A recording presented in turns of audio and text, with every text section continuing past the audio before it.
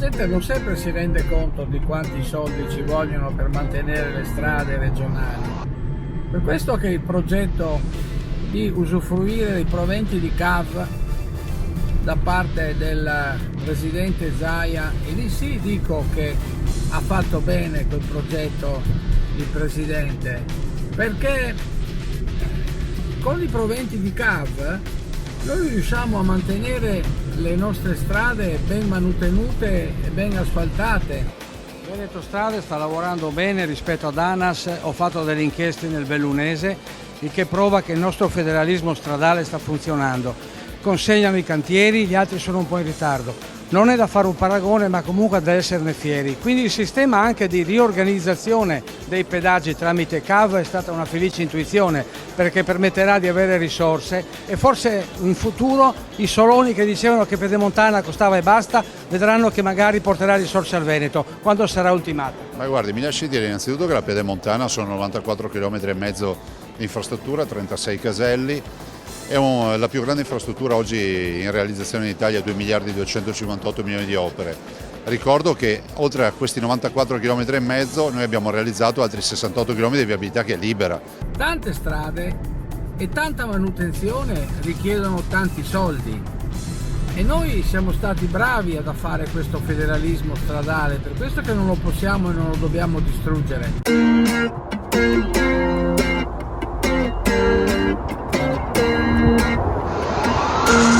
Vediamo le strade come richiedono manutenzione. Sant'Antonio in Tortal. Vedete come il gelo rovina le strade, soprattutto dal San Boldo per arrivare a Trichiana. Stanno facendo dei lavori di manutenzione. Qui facciamo vedere come hanno bisogno di manutenzione le strade, e qua subito vicino in Sant'Antonio in Tortal abbiamo poi dei cantieri della Veneto Strade, perché il federalismo stradale significa maggiore efficienza, pronti interventi. Ecco, vedete qui a Niccia un altro tratto appena asfaltato. Oggi andiamo in quel di Cencenighe, dove stanno lavorando da Cencenighe fino a San Tommaso a Gordino e a Alleghe.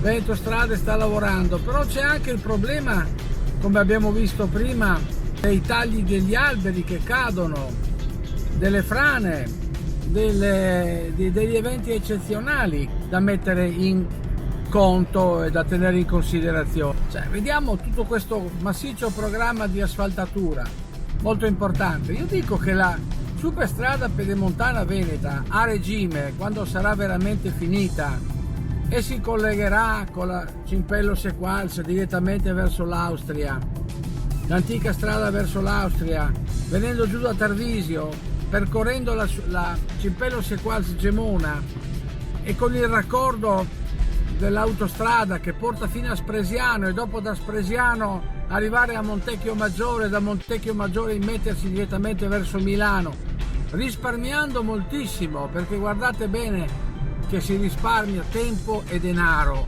Quando sarà a regime, io credo che sarà una risorsa per la Regione Veneto. Quindi dire ma la pedemontana costa tanto, ma noi non abbiamo mai chiuso la viabilità che c'era prima, anzi l'abbiamo implementata con 68 km.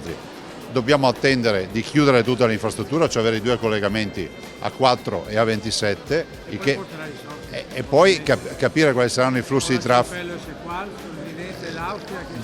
di capire anche quali saranno poi alla fine i veri flussi, perché oggi abbiamo delle ipotesi, e tutto quello che è in più andrà a sconto biglietto, pedaggio. Però vorrei ricordare che l'infrastruttura comunque qualcuno la deve pagare, funziona così, quindi è nuova e quindi va in ammortamento, però insomma siamo fiduciosi.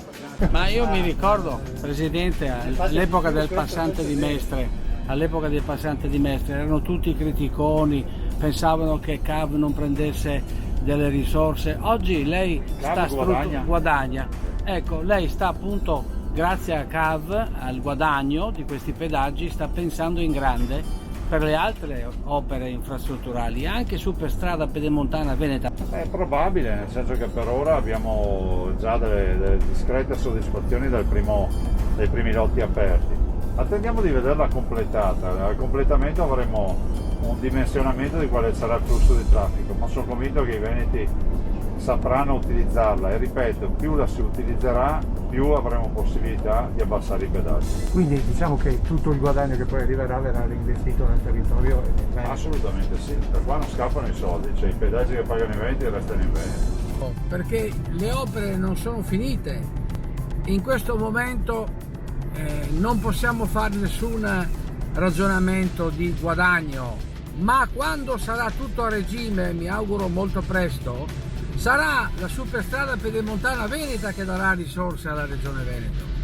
E non sto sbagliando, perché avremo tutto il traffico della Mitteleuropa che scende dall'Austria, da Tarvisio e va verso Milano, tutta quella parte dalla Slovenia e dall'Austria per andare a Milano, nella Lombardia e in altre parti d'Italia prenderà la Pedemontana e quindi sarà una risorsa per le nostre casse regionali. Ecco, siamo all'interno della galleria, abbiamo visto come la strada adiacente è stata tutta asfaltata, adesso andremo a vederla per Veneto Strade e basta solo inaugurarla, perché la stessa operazione andrebbe fatta sulla galleria del Comelico, solo che lì non ha competenza Veneto Strade, a meno che non si dia commissariamento all'ingegnere Vernizzi, perché farebbe sicuramente la differenza ripristinando la vecchia strada per mantenere vivo il Comelico, altrimenti l'isolamento del Comelico dal Veneto lo spingerebbe ancora di più verso Sappada e verso il Friuli Venezia Giulia, ma con una grande, difficoltà di collegamento con Venezia. Siamo all'interno del bypass della galleria dei Castei. Qui stiamo vedendo i lavori ultimati della Veneto Strade per questo bypass molto importante che dà una sicurezza ulteriore se succedesse qualcosa alla lunga galleria dei Castei, e giustamente Veneto Strade ha fatto questo ragionamento. Ecco perché la stessa logica dovrebbe essere applicata sulla galleria del Comelico. Siamo appena usciti dalla galleria che ci ha condotto qui in Comelico. A breve inizieranno i lavori in questa galleria e tutta la parte del Comelico a nord verrà praticamente isolata dal resto del Veneto. Bisogna pensare a collegare il Comelico con appunto Padola e tante altre cose, ma in questo momento dobbiamo ripristinare la vecchia strada. Servono 80 milioni di euro e un commissario ad acta, che può essere benissimo l'ingegnere Silvano Vernizzi, che ha dimostrato di essere più che competente come commissario, avendo iniziato la Superstrada Pedemontana Veneta e non solo, essendo anche amministratore delegato della Veneto Strade, è l'uomo più indicato per ripristinare la vecchia strada. Stiamo scorrendo le immagini della vecchia strada del Comelico, che non è più praticabile, va ripristinata prima di iniziare i lavori sulla galleria del Comelico, altrimenti il Comelico verrà completamente isolato dal Veneto e non avrebbe altro scampo che andare verso Sappada e scendere dalla parte del Friuli Venezia Giulia. Qui in Agordino invece la lungimiranza della Veneto Strade ha portato al ripristino della vecchia strada laterale alla galleria che ora imboccheremo. E questa è la galleria dei Castei, che è lunga 1890 metri, gestita da Veneto Strade, solo che qui, lungo la strada regionale Agordina, la competenza è di Veneto Strade ed è stata ripristinata la strada vicina, mentre in Comelico la vecchia strada è ancora vetusta là, impraticabile, e si vorrebbero fare i lavori per chiudere il Comelico, la galleria del Comelico, senza ripristinare la vecchia strada. il che sarebbe un disastro dal punto di vista della comunicazione del Comelico con il resto del Veneto. Ecco qui il responsabile unico del procedimento è l'ingegner Vernizzi, progettista direttore lavori ingegner Michele Artusato, e siamo sull'aumento della resilienza dei collegamenti intervallivi strada regionale 203, ripristino bypass di emergenza in corrispondenza della galleria Castei. Importo dei lavori 1 milione di euro.